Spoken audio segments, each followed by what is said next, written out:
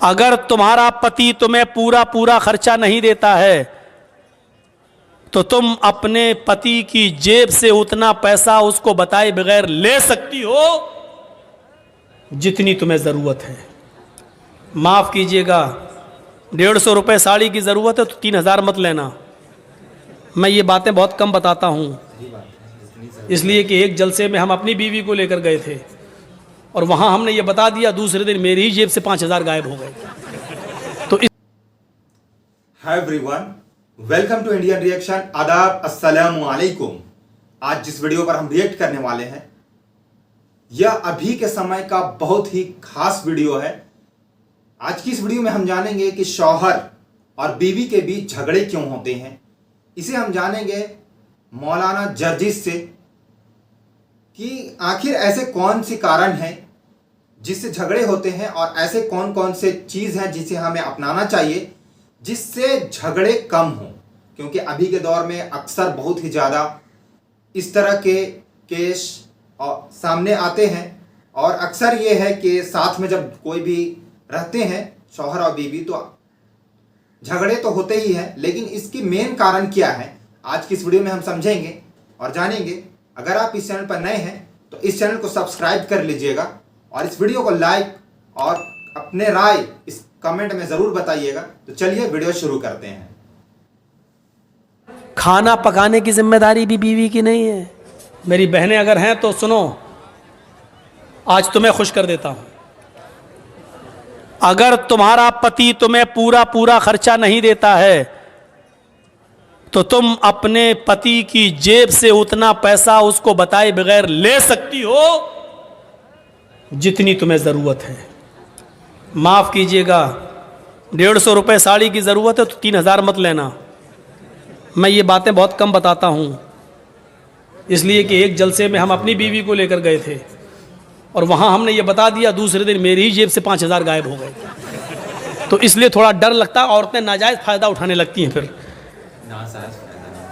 بیویوں کو چاہیے کہ وہ اپنے شوہر کی جیب سے اتنا لیں جتنے میں بچوں کا اور وہ بغیر بتائے بھی لے سکتی ہے. اس کو چوری میں نہیں لکھا جائے گا کیونکہ عورت آپ کے پیسوں کی حقدار ہے اور آپ اپنے بچوں پر خرچ کریں، یہ آپ کی ذمہ داری بنتی ہے. بہت زیادہ نہیں، بالکل کنجوسی بھی نہیں.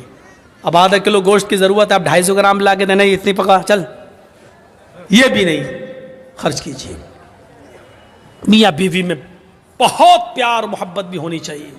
اور سنو، عورتیں اگر کبھی غصہ ہوں تو شوہروں کو چاہیے، آپ لوگوں کو، ہمیں اور آپ کو، کہ ان کی کچھ سن لیں. ضروری نہیں کہ اپنی بیوی کی ہر بات کا جواب دیں. حضرت عمر فاروق کے پاس ایک نوجوان آیا شکایت لے کر اپنی بیوی کی، تو ان کے ایک باہر کمرہ بنا ہوا تھا، اس کمرے میں بیٹھ گیا. تو کیا ابھی حضرت عمر نکلیں گے تو اپنی بیوی کی شکایت کریں گے، لیکن دیکھ رہا ہے کہ اندر آواز آ رہی ہے. دروازے پہ کان لگایا تو کیا سن رہا ہے کہ ان کی بیوی عمر کے اوپر برس رہی ہیں.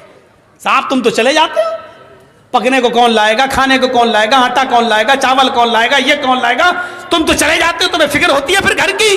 حضرت عمر سر نیچے ڈال کے کر رہے ہیں. یہ کہنے لگا، لو، یہ اٹھ کے چلنے لگا. حضرت عمر تھوڑی دیر کے بعد گھر سے نکلے، کمرے میں آئے کہ ہیں یہاں تو ایک آدمی بیٹھا، دیکھا وہ جا رہا ہے، اس کو آواز دی، اے ہلو سنو. اس نے پیچھے مڑ کے دیکھا، ادھر جی تم تو میرے پاس آئے تھے نا. جی ہاں بولو، کس کام سے آئے تھے؟ نہیں امیر المومنین، اب وہ کوئی کام نہیں ہے میرا، میں جا رہا ہوں. ارے نہیں، تم اتنی دور سے آئے، کام بتاؤ. کیا کام تھا بتاؤ تو صحیح. کہا وہ میرا کیا کام تھا وہ تھا، لیکن وہ آپ کے بس کا نہیں ہے. میں امیر المومنین ہوں، میرے بس کا نہیں ہے. مجھے لوگوں کی خدمت کے لیے لوگوں نے امیر بنایا اور میرے بس کا نہیں ہے. کہا امیر المومنین، میری بیوی مجھے الٹا سیدھا بولتی ہے، اتنا بولتی ہے میں سن نہیں پاتا ہوں. میں یہ شکایت لے کے آیا، میں نے سوچا آپ سے کریں گے. سن رہا ہوں یا دیکھتا ہوں کہ آپ تو خود ہی اسی بیماری میں مبتلا ہیں، آپ تو خود اپنی بیوی کے سن رہے ہیں. تو میں نے سوچا کہ جب آپ خود اپنا علاج نہیں کر پا رہے تو میرا کیا کریں گے. میں چل دیا. کہا بیٹھو. سنو. کہا کیا؟ بیوی سے جب ملتے ہو، ہم بستری کرتے ہو، تو جو بچہ پیدا ہوتا ہے وہ بچہ کس کا ہے؟ کہا میرا. اس کو نہلانے اور دھلانے کی ذمہ داری کس کی ہے؟ کہا میری. بیوی جو آپ کے بچے کو دودھ پلا رہی ہے یہ اس کی ڈیوٹی نہیں ہے دودھ پلانا. پلا دیتی ہے, اگر وہ دودھ پلانے کا پیسہ آپ سے مانگے تو آپ کو دینا پڑے گا, لیکن پھر بھی وہ پلا دیتی ہے بیچاری فری میں. یہ کس کی ذمہ داری ہے دودھ پلوانے کی؟ کہا میری. کہا یار جب وہ ہمارے بچے کو نہلا دیتی ہے, دھلا دیتی ہے, لیٹرین کرا دیتی ہے, اس کے گندگی کو صاف کر دیتی ہے, اس کو دودھ پلا دیتی ہے, کھانا پکانے کی ذمہ داری بھی بیوی کی نہیں ہے؟ مولانا صاحب یہ کیا بیان کر رہے ہو؟ گھر کا کہیں الٹا سیدھا نہ ہو جائے معاملہ گڑبڑ. یقین مانیے جب آپ کا نکاح ہوتا ہے تو آپ سے کہا جاتا ہے کہ آپ کا نکاح فلاں فلاں کی بیٹی کے ساتھ اتنے اتنے روپے مہر کے عوض علاوہ نان نفقہ آپ کے ساتھ آپ کے نکاح میں دیا جا رہا ہے کہ آپ نے قبول کیا. تب آپ کہتے ہیں میں نے قبول کیا. اس میں آپ کو کیا کہا جاتا ہے؟ اتنا مہر ہے علاوہ نان نفقہ, یعنی نان مانی روٹی, نفقہ مانی خرچہ, یعنی روٹی اور کپڑا خرچہ یہ سب الگ. اس کے علاوہ روٹی آپ کو دینا ہے, کھانا آپ کو دینا ہے. اگر وہ نہیں پکاتی ہے تو آپ اس سے زبردستی نہیں پکوا سکتے ہیں, اور کھانا آپ کو کھلانا پڑے گا. خود پکاؤ کھلاؤ یا ہوٹل سے لاؤ کھلاؤ, لیکن وہ کھلا دیتی ہے اور پکا دیتی ہے. تو کیا تم اتنا بھی نہیں سن سکتے ہو؟ کہا امیر المومنین اچھا ہوا یہ مجھے بتایا, یہ بات کہیں میری بیوی کو مت بتا دیجئے گا ورنہ روٹی بھی ہم ہی کو پکانا پڑے گی. ٹھیک ہے میں سنوں گا. پھر حضرت عمر فاروق نے کہا سنو, تم نے اللہ کے رسول کی حدیث نہیں سنی؟ نہیں سنی. فَإِنَّ خُلِقْتَ مِنْ ضُلَعٍ خُلِقَتْ مِنْ ضُلَعٍ, عورت آدم کی بائیں پسلی سے پیدا ہوئی ہے, اور پسلی کا اوپر والا حصہ یہ ٹیڑھی ہوتی ہے. ٹیڑھی پسلی کیسی ہوتی ہے؟ یہ والی پسلی آپ نکالیے بائیں طرف کی, ایسے نکلے گی, یہ پسلی ہے. اللہ کے نبی کہتے ہیں کہ یہ آدم کی پسلی سے پیدا ہے بائیں, اور پسلی ٹیڑھی ہوتی ہے. فَإِن ذَهَبْتَ تُقِيمُهُ كَسَرْتَهُ, اگر تم نے اس پسلی کو سیدھا کرنے کی کوشش کی تو پسلی سیدھی نہیں ہوگی. ایسے کرو گے یہاں تک ہو جائے گی, بس یہ ٹوٹ جائے گی, سیدھی نہیں ہوگی. فَإِن ذَهَبْتَ تُقِيمُهُ كَسَرْتَهُ, اگر تم نے پسلی کو سیدھا کیا تو توڑ دو گے, اور اگر ایسے ہی چھوڑ دیا تو ٹیڑھی رہے گی. اب بتاؤ ٹیڑھی رکھنا برداشت ہے یا توڑنا برداشت ہے؟ نہیں, ٹیڑھی رکھنا سیدھا ہے, صحیح ہے. توڑنے کا مطلب طلاق, یعنی عورت طلاق لے لے گی یہ گوارا ہے, لیکن تم چاہو کہ سدھر جائے, پوری نہیں سدھرے گی. یہ یاد رکھنا. میری بہنیں برا مان رہی ہوں کہ ہم کو اتنا برا کہہ رہا ہے. میں کیا کہہ رہا ہوں, اللہ کے نبی نے فرمایا, اللہ کے رسول کو بھی سننا پڑتی تھی. ایک بار حضرت عائشہ صدیقہ ناراض ہو گئی اور اللہ کے نبی کھجور لے کے ان کے پاس بیٹھے, عائشہ کھاؤ, اور وہ ناراض ہے, کہتی نہیں کھاؤں گی, بھوک نہیں ہے. چہرہ پھیر لے. اللہ کے رسول ادھر آ گئے, جہاں چہرہ تھا ان کا ادھر آ گئے. ہم لوگ ہوتے تو کیا کرتے؟ کھاؤ, لو, نہیں کھائیں گے, چہرہ ایسا کر لیا, نہیں بھوک نہیں.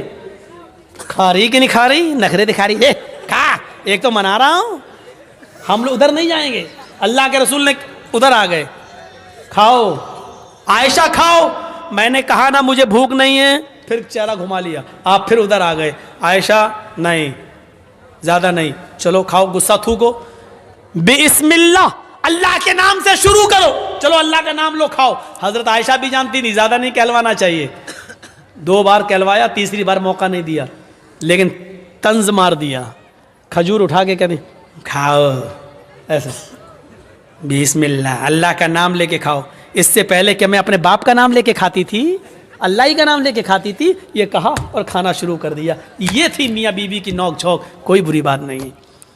لیکن منانے کا اسٹائل دیکھو, لے کھاؤ, نہیں. ہم لوگوں کی طرح نہیں, دکھا, نخرے مت دکھا, چل کھا لے, منا رہے ہیں نا بھی.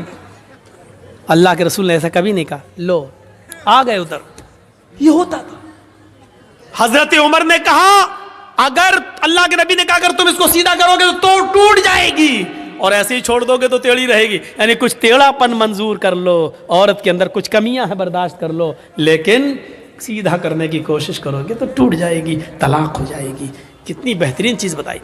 وَأَنفِقْ عَلَىٰ عَيَالِكَ, اپنے بیوی بچوں پر خرچ کرو حیثیت کے مطابق, استطاعت کے مطابق. عورت کو بھی چاہیے کہ اپنے شوہر کی کب آپ معاملہ دیکھے، بیچارہ بزنس کرتا ہے یا رکشہ چلاتا ہے یا مزدوری کرتا ہے، اسی حساب سے وہ اپنے شوہر سے اپنے خرچ کا مطالبہ مانگے، زیادہ مطالبہ وہ نہ کرے۔ ایک انصاری نے دعوت کی مدینے کے اندر، حضرت علی کی، عبد الرحمن ابن عوف کی اور بہت سے صحابہ کی۔ جب دعوت کر دی، اس زمانے میں شراب حرام نہیں ہوئی تھی، شراب کی حرمت کا اعلان نہیں ہوا تھا۔ اس انصاری نے سب کو کھانا کھلایا اور کھانا کھلانے کے بعد شراب کا جام بھی پلوا دیا۔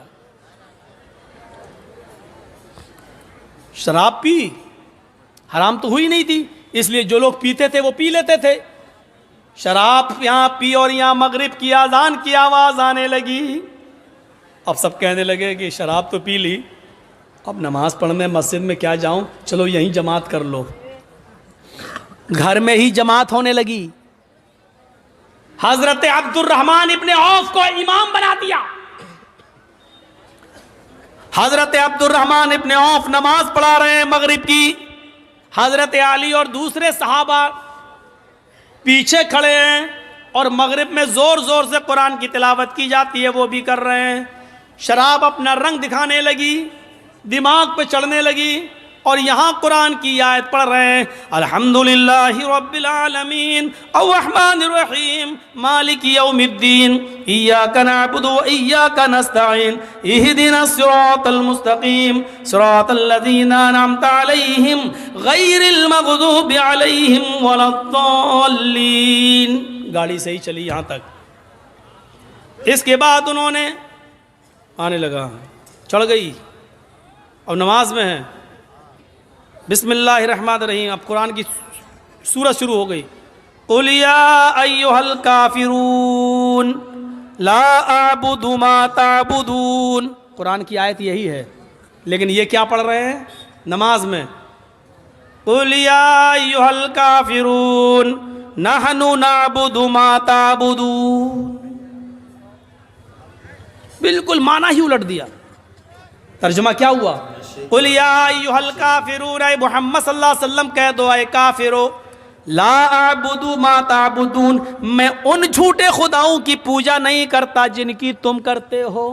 یہ ہے ترجمہ، لیکن انہوں نے کیا پڑھ دیا، نحن نعبد ما تعبدون۔ اے محمد صلی اللہ علیہ وسلم کہہ دو کہ اے کافرو، میں بھی ان جھوٹے خداؤں کو پوجتا ہوں جن کو تم پوجتے ہو، میں بھی ان کی عبادت کرتا ہوں جن کی تم کرتے ہو۔ معنی ہی بدل گیا۔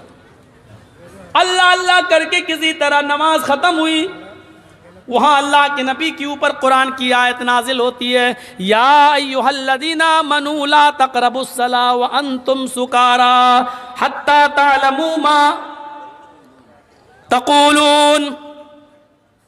اے ایمانو والو، تم نماز کے قریب مت جاؤ جب تم نشے میں ہو۔ یہ آیت نازل ہو رہی ہے اللہ کے نبی کے اوپر، اے مسلمانوں، اے ایمان والو، تم نماز کے قریب مت جاؤ جب تم نشے میں ہوا کرو، تو نماز کے قریب مت جاؤ، اس وقت تک نہ پڑھو جب تک کہ تم ان باتوں کو سمجھنے نہ لگو جو تمہارے منہ سے نکل رہی ہیں۔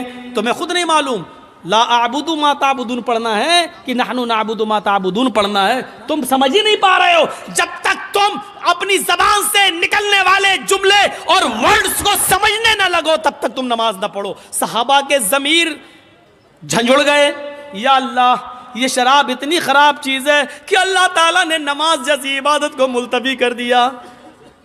یعنی شراب اگر پی لیا کرو تو نماز مت پڑھو جب تم نشے میں ہو۔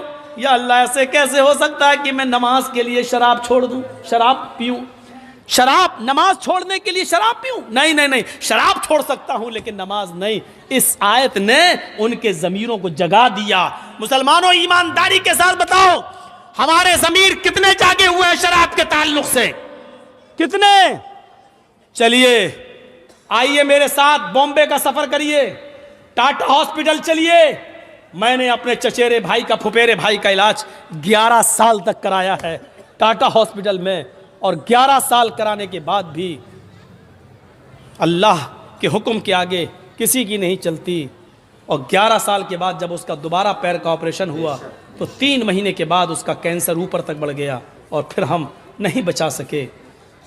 وہی ہوا جو اللہ کو منظور تھا۔ ٹاٹا ہاسپٹل گواہی دے گا، کتنے لوگوں کے لیور میں کینسر शराब की वजह से होता है। कितने लोगों की आंतों में कैंसर शराब की वजह से, और कितने लोगों की किडनी खराब हुई है, उनमें कैंसर हुआ है शराब की वजह से। ये टाटा हॉस्पिटल की दीवारें लिखी हुई है, बता रही हैं, वहां के डॉक्टर आपको गवाही देंगे। मेरे भाइयों, शराब कैंसर की बुनियादी बीमारी की जड़ है। ये लीवर का कैंसर कर दे, ये दिमाग का कैंसर कर दे, ये आंतों का कैंसर कर दे, ये किडनी का कैंसर कर दे। ये जिस खून में दौड़ती है, किस हिस्से को कैंसर का पेशेंट बना दे, ये कुछ नहीं कहा जा सकता है। अल्लाह के रसूल ने इसको ऐसे ही हराम करार नहीं दिया है, इसको छोड़िए। एक सहाबी हैं, शराब हराम नहीं हुई है, उन्होंने ज्यादा पी ली है, और ज्यादा पीने के बाद फिर वो अपनी बेटी को पकड़ लिए, हाथ पकड़कर खींचने लगे, अपने रूम में ले जाने लगे जहां वो और उनकी बीवी सोती थी। बीवी ने देखा कि मेरी बेटी का ये खींच रहे हैं मेरी बेटी को, तो वो आई और अपनी बेटी को बचाती हैं और शौहर को धक्का देती है, पति को कमरे में बंद कर देती है। जब नशा उतरता है तो वो दरवाजा अंदर से पीटता है, ये दरवाजा खोलती है, वो सहाबी अपनी बीवी को मारते हैं और पीटते हैं। जब बीवी पीट चुकी तो कहने लगी, थक गए हो क्या, और नहीं मारोगे? फिर उसने अपनी बीवी को गले से लगा लिया और कहा, तुम जानती हो कि तुमने मुझे बंद कर दिया इसलिए मैंने मारा। हाँ, मार तो लिया, लेकिन पूछा नहीं कि क्यों मैंने बंद किया। आज तुमने शराब कुछ ज्यादा ही पी रखी थी। कहा, वो तो हो जाता है, कभी कम कभी ज्यादा, अगर पी ली तो क्या हुआ? नहीं मेरे हस्बैंड, नहीं मेरे पति, आपने आज इतनी पी ली कि आप बीवी में और बेटी में अंतर नहीं कर सके, फर्क नहीं कर सके। आपने अपनी बेटी का हाथ पकड़कर खींचना शुरू कर दिया, उसके साथ गंदा काम करने का इरादा कर लिया। अगर मैं वक्त पर ना आती तो बेटी की इज्जत लुट जाती, बेटी की इज्जत तार तार हो जाती। साहबी ये जुमला सुनते आंखों में आंसू आ जाते हैं, ज़ारों की तार रोते हैं, आसमान पे नजर डालते हैं कि अल्लाह, यही जुमले सुनने के लिए तूने मुझे जिंदगी दी है, क्या यही मुझे सुनना बाकी रह गया था? ये जमीन फट जाती, मैं जमीन में धंस जाता, आज के बाद कौन सा चेहरा लेकर मैं अपनी बेटी के सामने आऊंगा? फिर कहने लगे, अल्लाह तू गवाह रहना, आज के बाद मैं शराब को हाथ नहीं लगाऊंगा। जब शराब हराम नहीं हुई थी, शराब पीने की गुंजाइश मौजूद थी, जब हराम नहीं हुई थी तो लोग इसका नुकसान देखकर हमेशा छोड़ने की नीयत कर लेते थे, कसम खा लेते थे कि हम इसको हाथ नहीं लगाएंगे। नौजवानों, जब हराम नहीं हुई तब लोग इसको छोड़ने की कसम खा लेते थे। तुम्हारे नबी ने इसको हराम करार दिया है, हराम करार दिया है। जैसे सूअर का गोश्त हराम है, जैसे गधा हराम है, जैसे कुत्ते का गोश्त तुम नहीं खा सकते हो, ये हराम है, उसी तरीके से शराब हराम है। तुम कैसे पी लेते हो, कैसे तुम्हारे हलक के नीचे उतर जाती है? कुरान इसको शैतान की गंदगी कहता है। इन्नमल खमरु वल मैसिरु वल अंसाबु वल अज़लामु रिज्सुम मिन अमल शैतान।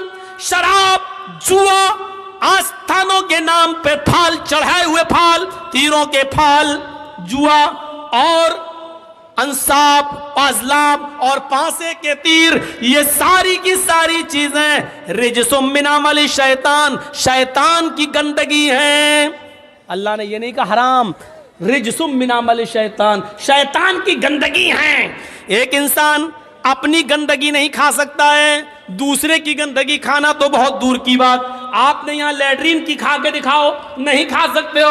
आप अपनी गंदगी नहीं खा सकते हो, दूसरे की तो बहुत दूर की बात। अल्लाह ने कहा ये सब चीजें हराम नहीं, रिज्सुम मिन अमल शैतान, शैतान का पायखाना है, शैतान की गंदगी है, शैतान की लैट्रीन है। खाओ, कितना खाओगे?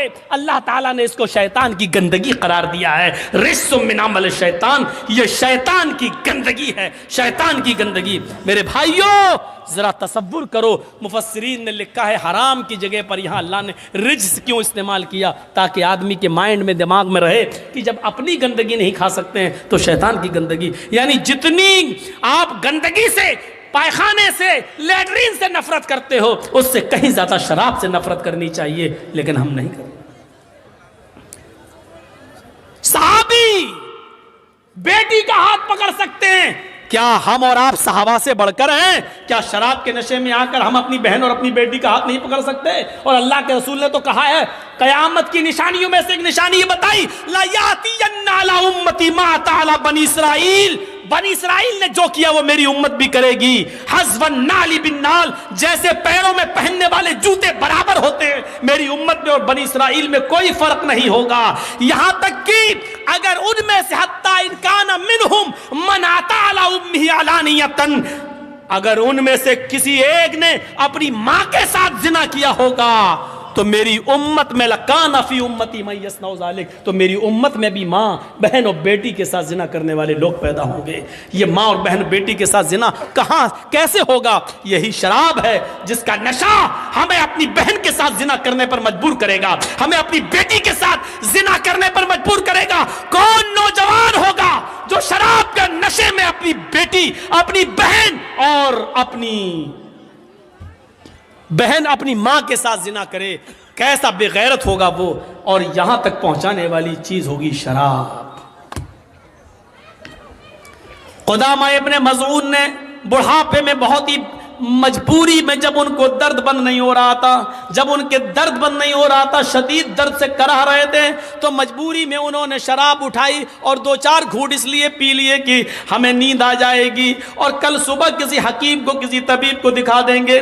وہ 85-90 سال کا بوڑھا قدامہ ابن مظعون، جنہوں نے اللہ کے نبی کا زمانہ پایا، جنہوں نے حضرت ابو بکر کا زمانہ پایا، جنہوں نے حضرت عمر کا زمانہ پایا، حضرت عمر فاروق کے زمانے میں انہوں نے تھوڑی سی شراب اس لیے پی لی کہ رات میں ان کو درد ہو رہا تھا اور درد کی وجہ سے وہ کروٹیں بدل رہے تھے، ان کو نیند نہیں آ رہی تھی۔ ان کے گھر میں، ان کے گھر کے کسی ممبر نے ان کو تھوڑی سی شراب پلا دی کہ لے لو، سو جاؤ گے، نیند آ جائے گی اور کل صبح کسی حکیم کو دکھا دینا۔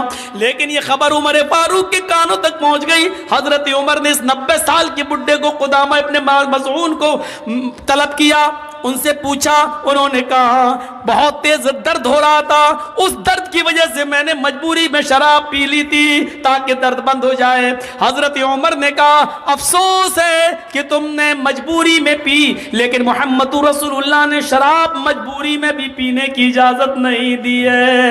ہمیں کوئی ایسی چیز نہیں ملتی کہ بیماری میں یا مجبوری میں اللہ کے نبی نے کبھی شراب کسی کو پلائی ہو۔ آئے قدامہ تمہیں کوڑے مارے جائیں گے۔ سارے صحابہ کہتے ہیں آپ اتنے بوڑھے آدمی کو کوڑے کیسے مار سکتے ہیں؟ حضرت عمر کی دلیل یہ تھی، ان کو کوڑے نہ مارنے کی کوئی دلیل دے دو یا اللہ کے رسول کی کوئی حدیث مجھے بتا دو کہ بوڑھے آدمی کو کوڑے نہ لگائے جائیں، ہم ان کو چھوڑ دیں گے۔ لوگوں نے پھر میٹنگ کی اور کہا ٹھیک ہے کوڑے مارنا ہی ہے، 40 تو مارو، لیکن ان کو صحیح ہو جانے دو، ان کی طبیعت خراب ہے، یہ لاٹھی لے کر چل رہے ہیں، بستر پر لیٹے رہتے ہیں، اب ان کو کچھ طاقت آ جانے دو، پھر کوڑے مار لینا۔ حضرت عمر نے کہا ان کو اگر ہفتے 10 دن کی مہلت میں دے بھی دوں اور ان سے کہہ دوں کہ گھر جاؤ 10 دن بعد کوڑے لگائے جائیں گے، لیکن لوگوں اگر ان 10 دنوں میں ہی مر جاؤں، میرا انتقال ہو جائے تو میں اپنے رب کو کیا منہ دکھاؤں گا؟ پھر قدامہ ابن مظعون کو کھڑا کر دیا حضرت عمر فاروق نے، اور اس 90 سال کے بوڑھے کو جس نے مجبوری میں شراب پی تھی ان کو 40 کوڑے مارے گئے۔ ان 40 کوڑوں کا اثر قدامہ ابن مظعون کے اوپر یہ ہوا کہ پھر وہ پوری زندگی بستر سے اٹھ نہیں سکے، پھر وہ لیٹرین بستر پہ کرتے تھے، پیشاب بستر پہ کرتے تھے، وہ 1 سال 1.5 سال 2 سال اس کے بعد زندہ رہے، لیکن جتنے دن زندہ رہے وہ بستر سے اٹھ نہیں سکے۔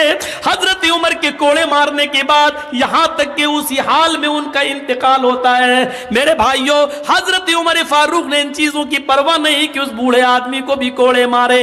نوجوانوں غور کرو، جس شراب کے پینے پر بوڑھے آدمی کو نہیں چھوڑا گیا، قدامہ ابن مظعون کو نہیں چھوڑا گیا، پوری زندگی ان کی بستر پر ایڑیاں رگڑ رگڑ کر گزر گئی، پھر وہ بستر سے کبھی اٹھ نہیں سکے، پیشاب اور پائخانہ تک انہوں نے بستر پہ کیا، ان کی بیوی ان کے بچے اس کو صاف کرتے رہے، لیکن عمر فاروق نے اس کی کوئی پرواہ نہیں کی۔ یہ شراب پینے والوں کی سزا ہے اسلام کے اندر، ہم اور آپ اس لیے بچے ہوئے ہیں کیونکہ میرے بھائیوں یہاں اسلام کا قانون نہیں ہے۔ میرے بھائیوں اسلام का कानून नहीं है इंडिया में, तो क्या हुआ? अपने दिलों पर इस्लाम नाफिज करो। सबसे बड़ा मुसलमान वो है जो इस्लाम के कानून को अपने दिल पर नाफिज करे, जो शरीयत को खुद अपने दिल से माने, मोहम्मद रसूलुल्लाह के बताए हुए रास्ते पर खुद चले और दूसरों को चलने का हुक्म दे। मेरे भाइयों, ये है वला तशरबन्न खमरन फइन्नहु रासु कुल्लि फाहिशतिन, हर बुराई की जड़ है, इसलिए शराब मत पीना। जैसा कि हमने इस वीडियो में देखा कि शौहर और बीवी के रिश्ते कैसे होने चाहिए, कई बार ऐसा बताया गया कि शौहर अपनी बीवी की बहुत सारी बातों को सुनना चाहिए, क्योंकि निकाह के वक्त उन्हें उनकी जिम्मेदारी दी जाती है, और बीवी को भी होना चाहिए कि अपने शौहर को समझे, उनकी ज़रूरतों को समझे। साथ में जैसे खर्च के बारे में बताया गया, तो ये भी ख्याल रखें कि उनके शौहर की इनकम कितनी होती है। अगर इनकम कम है और बीवी खर्चे ज़्यादा करने या डिमांड ज़्यादा करे, तो उस शौहर उस खर्चे को कैसे पूरा करेगा, इस बात को भी समझनी चाहिए। इसके लिए सबसे अच्छी और सबसे बेहतरीन चीज़ है कि दोनों के अंदर दीनदारी हो, एक दूसरे को दोनों को समझदारी हो, और दोनों एक दूसरे को समझे, और आपसी मोहब्बत, और दोनों मिलजुल कर जब हो तो एक साथ कुछ काम को मिलजुल कर किया करे, तो इससे आपसी मोहब्बत होगी। अगर दोनों में से कोई एक रूठ जाए तो उन्हें मनाने की कोशिश करना चाहिए, क्योंकि हुज़ूर सल्लल्लाहु अलैहि वसल्लम अपनी अहलिया को मनाने के लिए हुज़ूर सल्लल्लाहु अलैहि वसल्लम ने भी कोशिश की, और हुज़ूर सल्लल्लाहु अलैहि वसल्लम ने बेहतरीन तरीके से ये बताया कि वो ज़िंदगी कैसे गुजारनी चाहिए। दूसरी, इस वीडियो में हमने ये भी देखा कि मौलाना साहब ये फरमा रहे हैं कि नशा जो है वो बहुत ही बुरी चीज़ है, और नशा के नुकसान कितने ज़्यादा है। नशा के करने से हमें किन किन गुनाहों के अंदर हम फंस सकते हैं, ख़ास तौर पर कोई भी शराब हो या और भी वो ऐसी नशा जो जिससे इंसान की दिमाग काम करना कम कर दे, या इंसान का दिमाग उसके कंट्रोल में ना हो, इसलिए नशा को मना किया गया है। अल्लाह सुब्हानहू व तआला हम सबको इन तमाम बातों पर अमल करने की तौफीक अता फरमाए, और नशा और नशा करने वाली तमाम चीज़ों से तमाम उम्मत मुस्लिमा की हिफाजत फरमाए। तो आपको यह वीडियो कैसा लगा हमें कमेंट करके ज़रूर बताएं, और ख़ास तौर से आपसे रिक्वेस्ट है कि नशा से आप दूर रहें, अल्लाह सुब्हानहू व तआला से दुआ करें, छोड़ने की कोशिश करें। अगर आप कोशिश करेंगे तो नामुमकिन कुछ नहीं है इस दुनिया में, और अल्लाह से मांगे कि या अल्लाह मैं इसे छोड़ना चाह रहा हूँ लेकिन यह मुझसे छूट नहीं रहा है, तो या अल्लाह मुझसे इस चीज़ को छुड़ा दे, कि ए अल्लाह मैं तो कमज़ोर हूँ, मैं बेबस हूँ, मैं मजबूर हूँ, लेकिन बेशक तू गनी है, तू ही बादशाह है, और सब कुछ तेरे हाथ में है। ए अल्लाह तू चाहे तो तू मुझे छुड़ा सकता है। बेशक अल्लाह सुब्हानहू व तआला के लिए कुछ भी चीज़ नामुमकिन नहीं है, और हम अल्लाह सुब्हानहू व तआला से अगर दुआ करें और मांगे और अपने अंदर दिल में ये पुख्तगी और पक्का इरादा कर ले, तो अल्लाह सुब्हानहू व तआला उस चीज़ को हमें उस चीज़ से हमारी हिफाजत भी करते हैं, और अल्लाह सुब्हानहू व तआला हमारी दुआओं को इंशाअल्लाह कबूल भी करते हैं। तो फिर मिलते हैं एक नए वीडियो में, तब तक के लिए अपना ख्याल रखिएगा। अल्लाह हाफ़िज़।